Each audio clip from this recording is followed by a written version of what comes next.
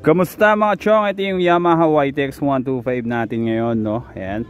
So, bala ko siyang palitan ng rear fender. Ito ay ipapalit natin para magmukha na siyang classic dito sa bandang hulihan. Kasi big tire na rin tayo para lumitaw na rin yung malaking gulong natin. Ayan. So, ito yung papalit natin.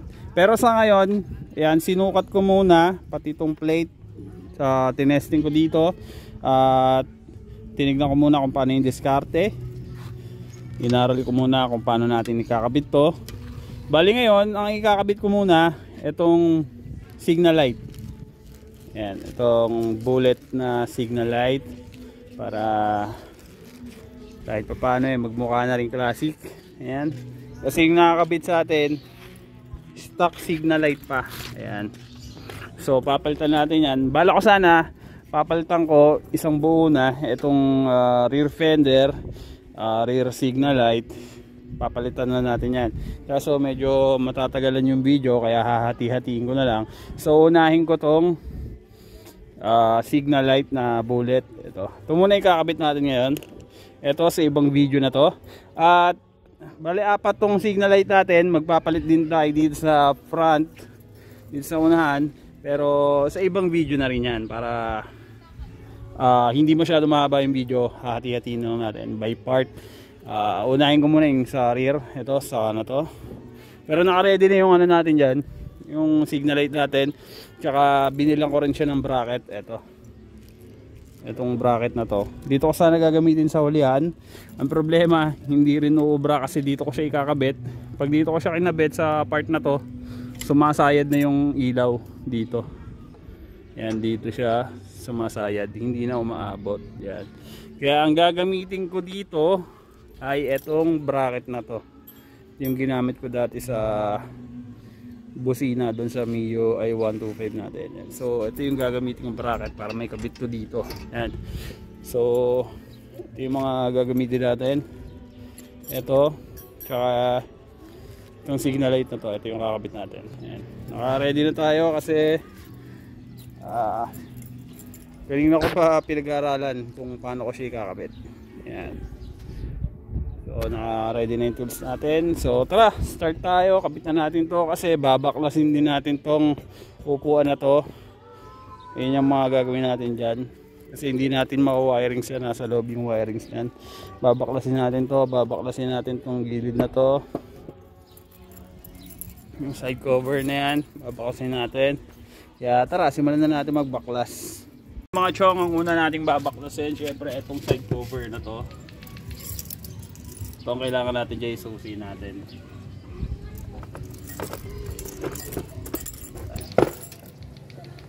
Bigas.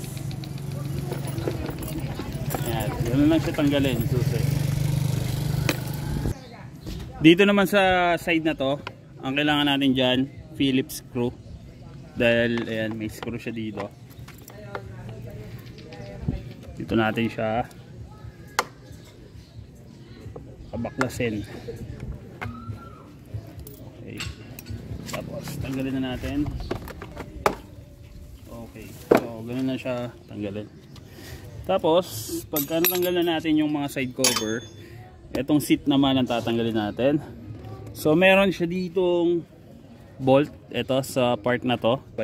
So ang gagamitin natin dyan ay ito 10mm na socket na T. So meron dito sa side na to, nandito yung bolt nya, dito natin siya babaklasin. Ito yung natanggal natin. So doon naman tayo sa kabila. So ganun lang. Tanggalan natin yung seat natin. Ayan na. Okay mga chong, natanggal na natin yung seat. Kailangan din talaga natin tanggalin yon, no? Hindi pwedeng hindi natin tatanggalin kasi sa ilalim ng seat nandiyan yung mga wirings natin. Ayan.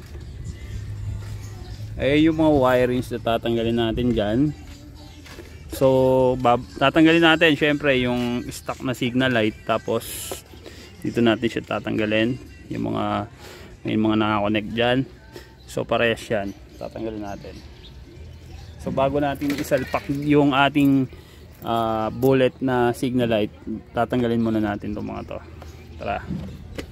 Sa pagtanggal na ito, yan, tatandaan nyo lang.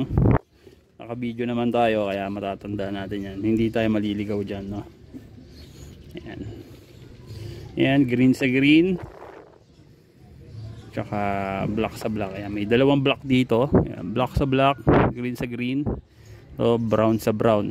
Pero hindi ko sure kung parehas ng kulay itong signal light na to tsaka yung binili natin signal light. Yan, hugutin mo lang yan.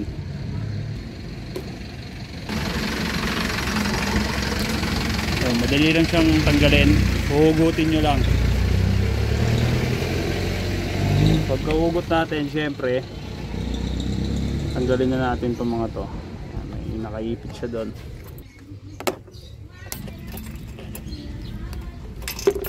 Okay, natanggalan natin yung strap nya. Buti naman natin dito sa ilalim yung mga wirings na tinanggal natin dito sa ibabaw.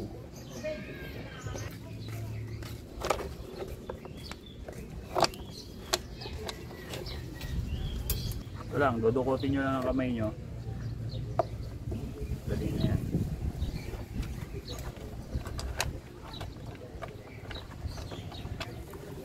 So yan, hugot na natin yung mga wire. Natanggal yung lock sa loob, pwede nyo na hugutin. Yun, ganun lang. Okay, so ito yung sinasabi kong lock. Ito.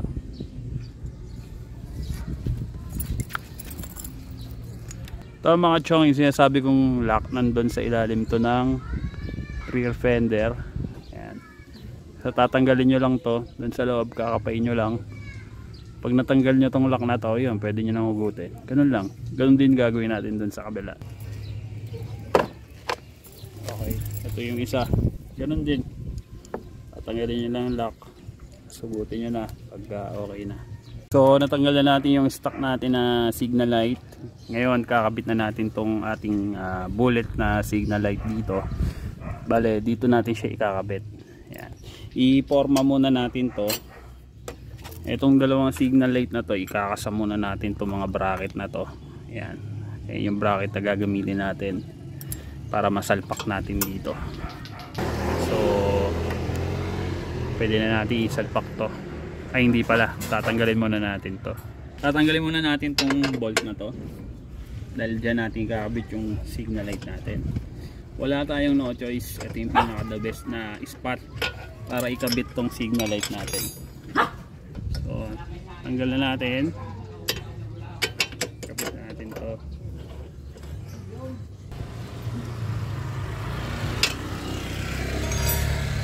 I-forma lang natin. Dito naman tayo. Ganun lang din. Tatanggalin natin. Tapos kakabit natin.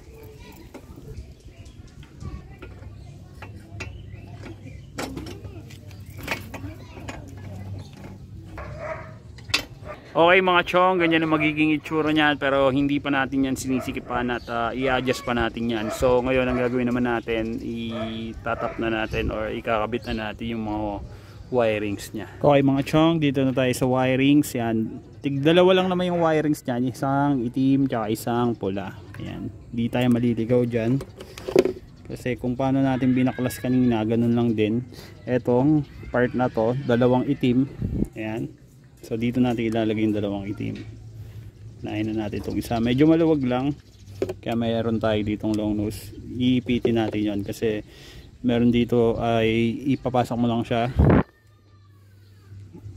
Ayan. Ganyan lang. Yung dalawang itim, ganyan. Okay mga chong. Pagkapasok natin ng itim, ayan. Pwede na nating ipitin. Medyo maluwag kasi. Kaya ipitin na lang natin. Yan, make sure na masikip para hindi siya maglo-lose contact. So yung isang itim dun din, ganun din ang gagawin natin. Ipitin lang natin. Medyo maliit kasi to, itong matawag dito, itong copper na to. Yung male siguro yan. Ipitin lang din natin.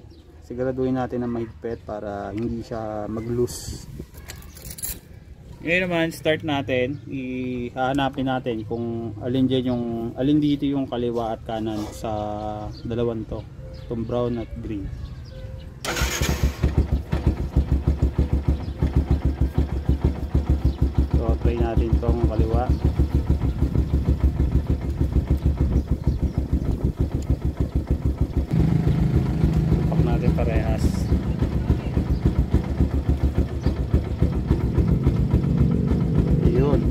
brad. So tama na. Itong kaliwa natin ay itong kanan, ano ba, nakakalito na. Itong kaliwa dito siya sa kulay brown, itong kaliwa kulay brown, itong kulay green, ito yung kanan. Ayan. So ganoon lang din gagawin natin, iipitin natin to. Okay mga chong, nakakabit na natin, napagduktong na natin yung mga wirings. Ngayon ikakamada naman natin siya ng maayos. Lalagyan natin ng electrical tape din to para sama-sama sila, para hindi sila mag-iwanan.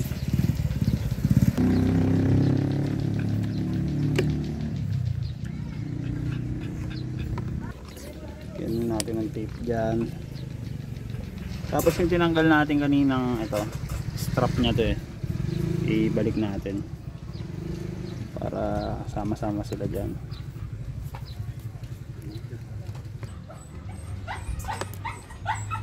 So yun na. So kamada lang natin na maayos. Yan. Okay mga chong, naikamada natin yung mga wirings na maayos. Ayan, naikabit na natin at naitama na natin yung kung saan yung kaliwa at kanan. Naikabit na rin natin tong signal light. So ngayon ang gagawin ko naman, babalik ko na yung mga binaklas natin na seat pati yung side cover. Tapos yun na, testing na natin to kung okay na. So kakabit ko muna yung mga binaklas natin, tapos finish na. Okay mga chong, naibalik ko na yung seat natin, naibalik ko na yung side cover, at eto na yung nailagay nating ano, yan yung signal light natin. Naikasa ko na, naiayos ko na. So testing natin ngayon kung okay nga ba. Tara. Okay mga chong, nakapwesto na yung camera natin. Tara, testing natin.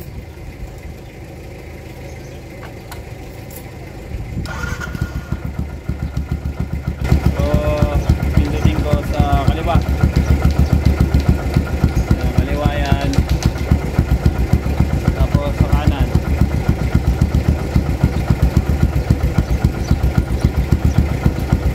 Kaliwa ulit. Sa kanan ulit.